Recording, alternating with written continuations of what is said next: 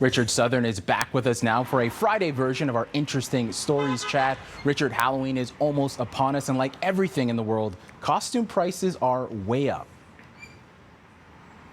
They sure are. It's not cheap to get yourself in a Halloween costume this year.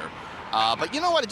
You can still be creative and maybe pull something out of your closet and dress up on Tuesday.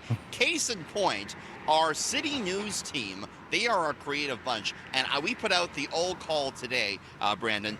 Show us your costumes from over the years. So we're going to start with the incomparable Fiza. I mean, look at Fiza. She's going, what is this, social media, Brandon? Oh, that's creative. Got the old Insta logo there. I'll give her a 10 out of 10 for that, Fiza. Yep. Me too. Next is our CityNews editor, Brandon Kelly, and his son, Finn. And quack, quack, quack. They look pretty good in those duck costumes, don't they? You can't go wrong with matching costumes. Producer Bree and her partner Scott dressed up like soap, rub-a-dub-dub. That's a pretty creative one. Yeah. Next up is CityNews assignment editor Kaylee and her friends. This is a pretty dark one. We got some Draculas going on there. Watch your neck around editor Kaylee there, okay, Brandon?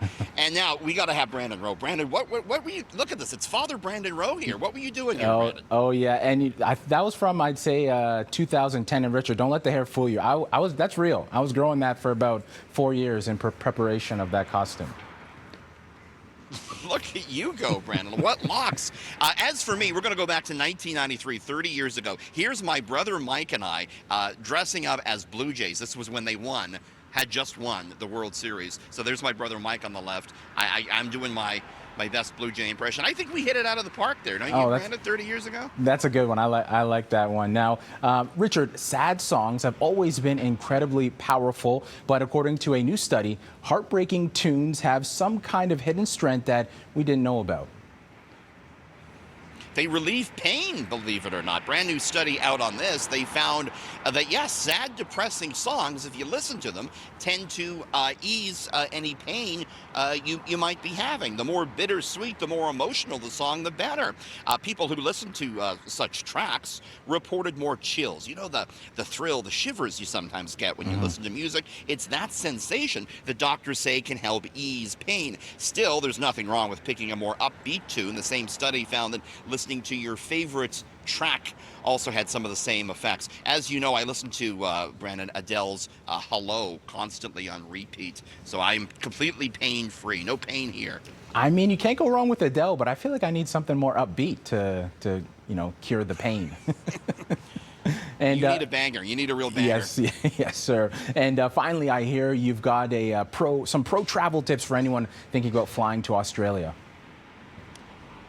Well, yeah, make sure you double check exactly what you're putting into the airline website when you do, because get this is true. In Salzburg, Austria, the airport in Salzburg, Austria has a dedicated desk for travelers who land there thinking they were going to Australia. Yes, people confusing Austria with Australia happens apparently more than you think. Travel agents are checking in with other such mistakes the travelers make a lot. They include Sydney, Nova Scotia, and Sydney, Australia. Budapest and Bucharest get confused all the time, apparently, as do Slovenia and Slovakia. Ontario, California, and Ontario, Canada get mixed up, and a lot of travelers apparently intend to go to San Jose, California, but often end up in San Jose, Costa Rica.